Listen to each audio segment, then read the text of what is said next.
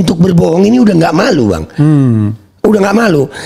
Kebohongan terakhir yang saya lihat dilakukan terang-terangan, Bang, oleh salah satu pejabat kita adalah saya nggak tahu kalau ada acara makan-makan, saya nggak menyetujui kalau itu ada. Padahal di podcastnya dia ngomong menyetujui ada acara makan-makan. Oh itu ya? Ya ada yang di sono. Di gubernur di daerah barat. Iya.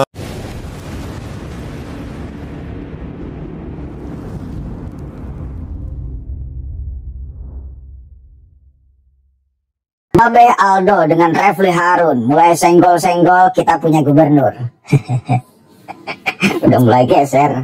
Mereka biasanya menyoroti isu-isu nasional ya, berperan aktif untuk menghajar kita punya presiden atau mantan presiden dari kasus ijazah palsu, dan sekarang mereka sedang ketakutan karena Pak Jokowi melaporkan ada 12 orang yang menjadi terlapor ya, yang dilaporkan ya salah satunya si Babe Aldo ini. Roy Suryo kan aktor utamanya dari dulu. Sebetulnya isu ini kayaknya sekarang bakal kelar nih, karena Pak Jokowi langsung turun tangan ya untuk melaporkan orang-orang yang membuat kegaduhan sedari dulu. Nah, di tengah-tengah pembincangannya persoalan kasus ijazah Pak Jokowi ini, dia menyenggol Gubernur Jawa Barat. Katanya pejabat publik ini sekarang sudah tidak malu-malu mengeluarkan pernyataan yang bohong. Ya. Coba kita cek dulu sama-sama nih ya, bersama dengan Bang Refli Harun.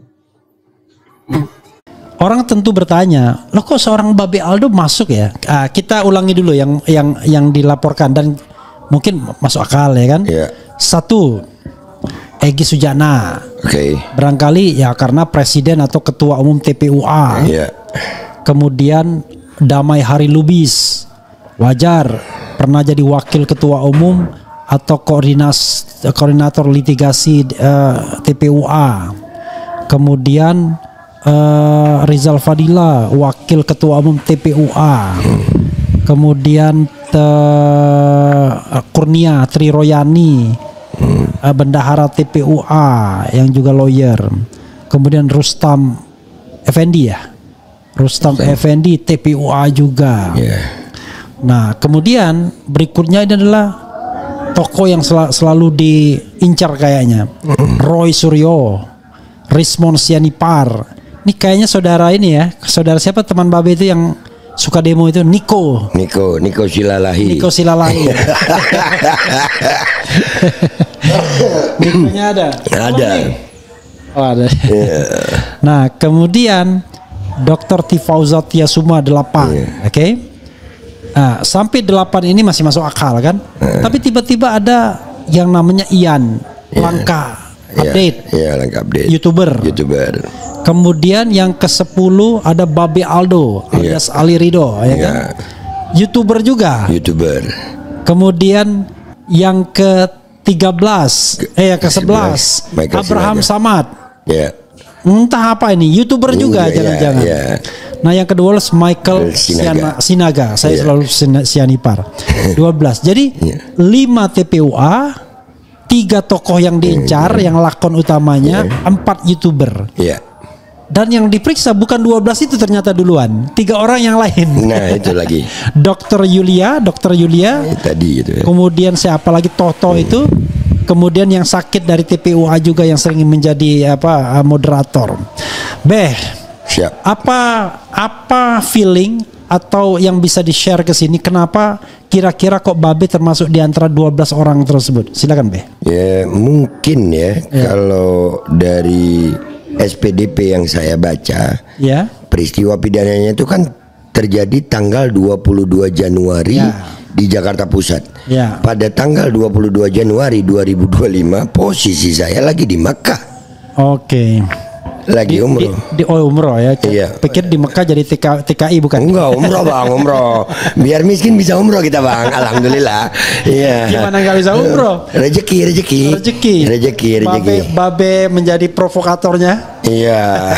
Saya juga umur Be tahun ini Be. Alhamdulillah. Orang juga. Nah itulah. Bulan Januari sama bulan Maret. Nah tuh Pak Jokowi, saya ini YouTuber soleh, dapat rezeki YouTuber soleh diajak umroh, ini malah dilaporkan. Nah cuman mungkin ini dugaan saya aja Bang. Kan saya ada 2 channel tuh Bang. Ada yang Babe Aldo Aji 135 sama Babe Aldo Suara Kebenaran. Nah yang Suara Kebenaran ini memang kontributornya banyak. Kontributornya banyak dan mungkin dari itu ada yang merelay acara konferensi pers itu. Dan kalau memang dalam urusan relay ya nggak ada masalah juga buat saya, namanya relay. Iya. Relay ini kan berarti saya nggak ada di dalam konferensi pers itu dan kami merelay. Itu press conference apa? Nggak tahu saya. Ini dugaan Bang. Karena gini, pada undangan klarifikasi locus delicti dan tempus delictinya 26 Maret. Nah ini beda lagi berarti. Di Jakarta Selatan. Nggak tahu kejadiannya apa, nggak pernah dijelaskan. Ini 22 Januari juga kami nggak dapat penjelasan. Saya juga dapat itu undangan klarifikasi itu Bang. Saya 2 kali diundang klarifikasi. Nyampe ke alamat Babe? Enggak, lewat WA. Lewat WA.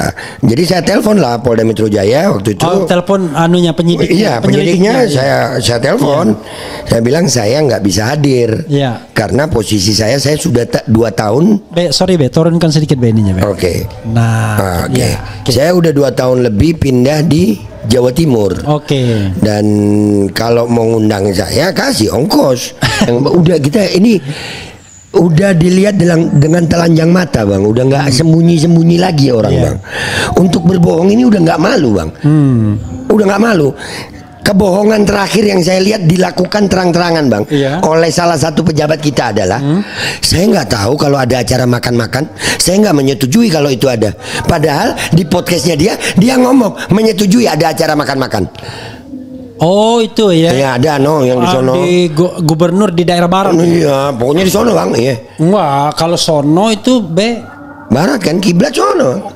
Enggak Be, kiblat sono Be. Sono, ya barat sono berarti. Iya, barat. Babe kita timur Be. Timur, siap. Artinya utara Be, itu utara. Belakang Babe, belakang saya selatan. Artinya secara gamblang. Nggak malu. Ada yang mati katanya Be. Nah itu Bang.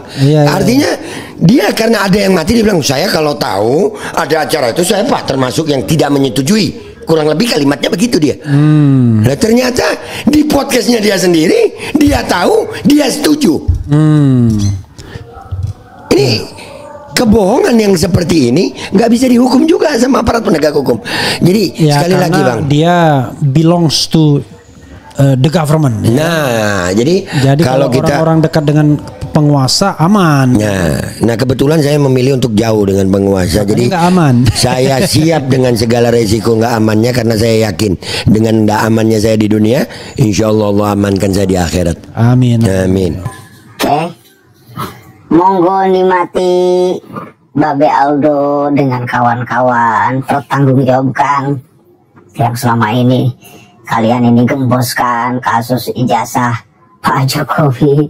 Lagian saya iseng sekali ya, ngutik-ngutik ijazah mantan presiden loh, bahkan ketika beliau sedang menjadi presiden. Gila, udah nggak masuk akal. Ya udah gila-gilaan Pak. Pasalnya ini berlapis, termasuk pengambilan dokumen tanpa izin, penjaranya udah mantap pokoknya. Ada yang sampai satu pasal itu 12 tahun penjaranya.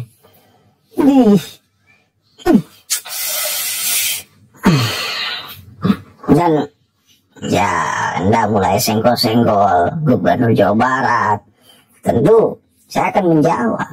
Kenapa? Karena saya sebagai orang Jawa Barat, apa yang Anda sampaikan di podcast Refli Harun itu tentu juga bagian daripada kebohongan. Ya, Babe Aldo. Kenapa? KDM menjawab saya tidak tahu itu di jadwal makan siang gratis pasti Garut itu siang.